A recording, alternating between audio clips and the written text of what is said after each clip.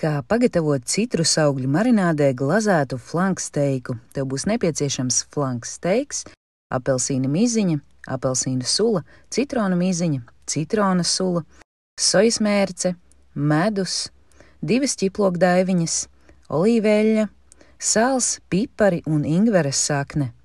Bļodā sajauc apelsīnu sulu, citronu sulu, apelsīnu miziņu, citronu miziņu, sojas mērci, medu, ķiplokus, ingveru, piparus, sāli un visu samaisa. Steiku pārlej ar pusi no marinādes un atstāja iemarinēties vismaz 30 minūtes.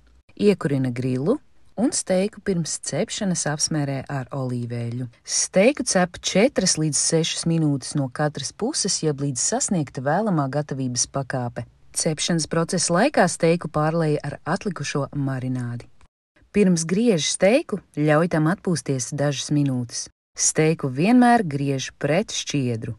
Pasniedz ar svaigiem salātiem un piedevām pēc izvēles. Atceries, ka vienmēr vissvaigākie gaļas produkti Cēsīs Mierielā 19 gaļas bodē.